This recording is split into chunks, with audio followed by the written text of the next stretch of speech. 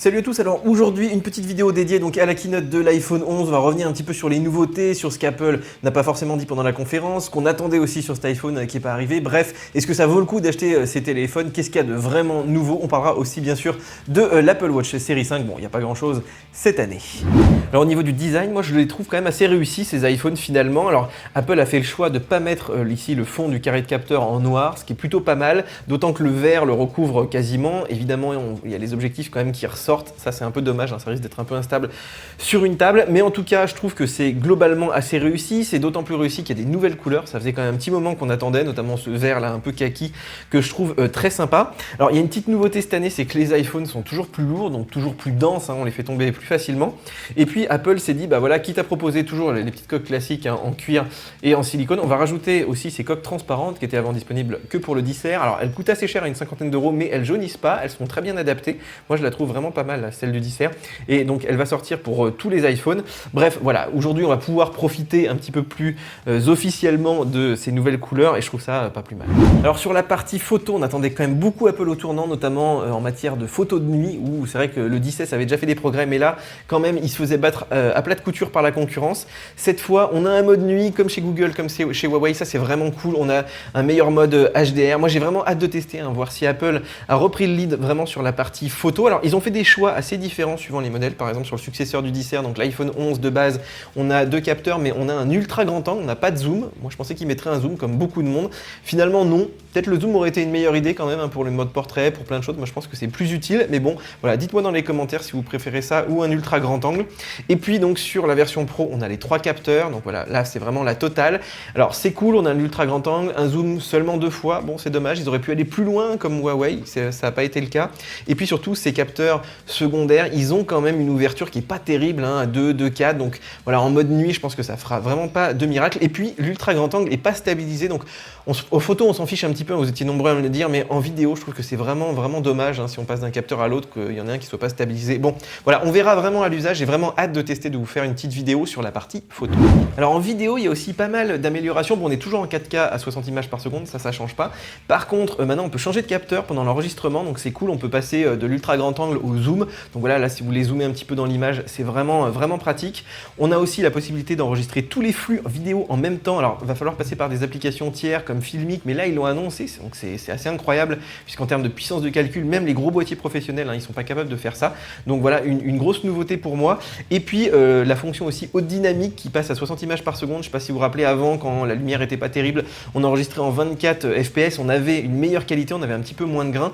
Là on va pouvoir le faire à 60 images, donc ça c'est vraiment très cool. Et puis dernier point, je sais pas si vous vous rappelez, c'était un petit peu un vœu pieux dans mes vidéos, mais c'est vrai que je voulais une caméra frontale qui évolue, je voulais un grand angle, ils l'ont mis. Je voulais de la 4K, ils l'ont mis à 60 images par seconde. Il y a aussi même du slow motion pour les selfies, on va appeler ça le slowfie, est-ce que ça va prendre ou pas, mais vraiment je trouve ça très bien qu'Apple continue de faire évoluer. Et franchement en matière de vidéo, ils n'ont pas beaucoup de concurrence sur le marché.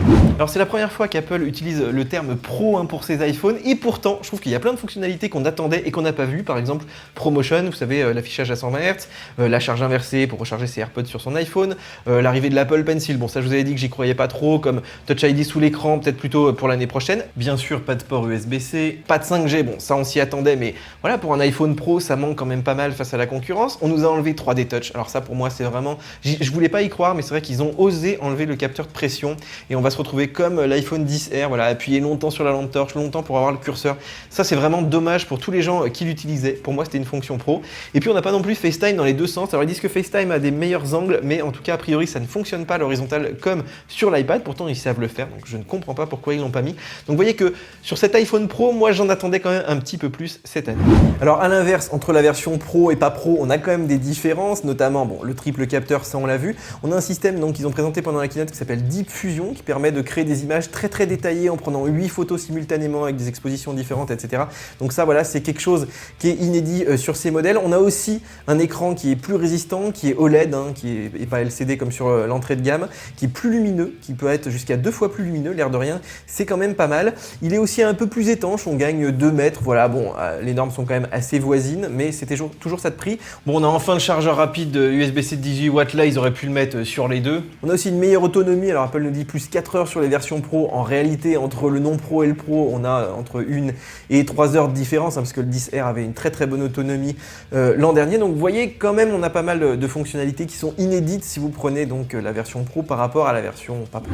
Alors on a aussi des fonctions qui sont pas estampillées Pro, hein, qui sont sur tous les modèles, mais je dirais que c'est quand même plutôt cool d'avoir mis par exemple la puce A13 aussi sur l'entrée de gamme, donc qui est 20-25% plus rapide. Ils sont beaucoup attardés là-dessus, hein, puisqu'elle est plus économe, c'est elle je pense qui fait gagner aussi un petit peu d'autonomie.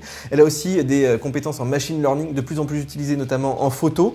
On a aussi de la micro-localisation, alors ça c'est un système génial grâce à une petite puce qui permet en fait de savoir où est un objet dans la pièce. Alors évidemment il faut aussi qu'il soit équipé de cette petite puce, mais par exemple quand vous faites un transfert AirDrop, vous pouvez juste le diriger vers le téléphone, il va vous mettre en haut de la liste, il va savoir que vous êtes vraiment placé devant, donc ça on a hâte de tester aussi.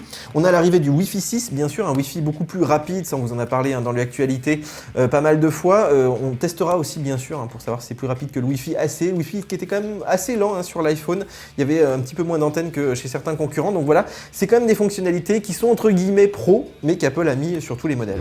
Bon, on va parler des prix, puisque vous étiez nombreux quand même à râler, puisqu'effectivement les prix n'ont pas baissé, on s'attendait voilà, avec la baisse des ventes de l'iPhone qu'Apple baisse ses prix, ça n'a pas été le cas.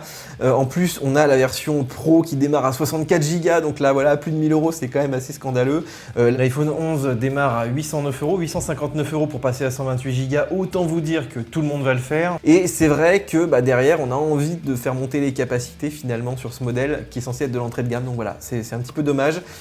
Moi, ce que je vois de point vraiment très positif, c'est que les prix des modèles précédents vont baisser, hein, les 10S, les 10, même les 8 Plus qui sont des excellents téléphones qui ont quelques années seulement, et eux ils seront vraiment pas chers. On les voit là déjà sur le refurb entre 400, 500, 600 €. On a vraiment des très bonnes capacités à ce prix-là. Donc voilà, ça c'est vraiment le bon point. Si vous n'avez pas le budget pour vous acheter les derniers, regardez bien les promos, regardez bien le refurb, suivez bien hein, l'actualité sur Mac Forever, puisque nous on relaye beaucoup ça, et je pense que du 10R autour de 600 €, on va en voir fleurir là d'ici Noël. Bon, alors est-ce qu'il faut acheter ces iPhone 11, 11 Pro, 11 Pro Max? C'est quand même la question que vous me posez un petit peu partout.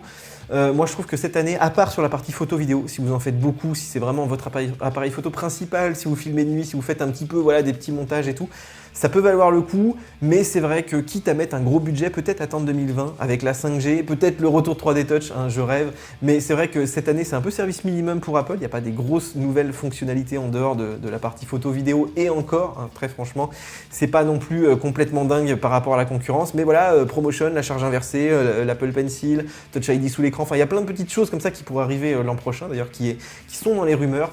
Voilà, à voir effectivement l'année prochaine si on a un modèle un petit peu plus révolutionnaire. En tout cas, cette année, moi j'ai pas été non plus transcendé par cette génération. Je pense qu'Apple fait vraiment juste ce qu'il faut pour maintenir l'iPhone à flot. Alors un mot sur l'Apple Watch qui évolue quand même tout doucement. Alors c'est vrai que c'est une série 4 un peu améliorée avec tous les trucs qu'on aurait voulu l'an dernier, l'écran qui reste allumé, la boussole. Franchement ça on se demandait s'ils se les gardent pas un petit peu sous le coude pour avoir quelque chose à présenter cette année. Il y a quand même des nouvelles matières, enfin pas si nouvelles parce que la céramique on l'avait déjà eu précédemment. J'ai pas l'impression que ça ait cartonné. En plus Apple la vend 1500 €, donc c'est quand même très cher juste pour ne pas avoir trop de rayures, mais bon, voilà, l'apparence, moi je trouvais que c'était pas non plus dingue, on aurait dit presque un petit peu du plastique hein, de loin, donc voilà, le titane c'est déjà plus intéressant en termes de rendu, par contre c'est assez fragile en général, donc là à voir aussi si ça prend les rayures, si ça, pareil, si ça se déforme un peu, enfin moi sur les appareils en titane qui étaient sortis précédemment chez Apple, c'était pas quand même la folie. Ils ont augmenté un petit peu le stockage, service minimum aussi, ça passe à 32 Go, mais pour le reste c'est tout, on n'a même pas une puce plus rapide, l'écran c'est le même, enfin toutes les fonctionnalités sont les mêmes, on a toujours le CG, on a toujours la grosse molette, bref. Voilà, une évolution dans la continuité. Si vous avez une vieille Apple Watch, vous voulez la renouveler, c'est la version à prendre. Si vous avez une série 3, série 4, voilà, je pense que c'est quand même pas la grosse révolution cette année. Voilà les amis, en tout cas l'idée c'était de vous donner un petit peu mon sentiment, des conseils d'achat pour ceux qui hésitent encore, puisqu'on peut précommander l'Apple Watch et l'iPad, mais pas encore les nouveaux iPhones, donc ça n'hésitez pas donc à en discuter, à poser encore vos questions d'ici là. En tout cas si vous avez aimé, bien sûr on like, bien sûr on s'abonne, parce qu'il y a plein de choses qui arrivent, on va bien sûr tester les produits, il y a aussi des nouveaux Mac Pro, peut-être des MacBook Pro, enfin il y a plein de choses qui arrivent d'ici Noël. En tout cas nous on se retrouve donc sur nos applications mobiles, on relaye plein d'offres de promos, hein, surtout abonnez-vous en ce moment, il va y avoir plein de promos sur les iPhones. Et puis bien sûr, nous on se retrouve aussi sur YouTube pour une nouvelle vidéo. Ciao ciao.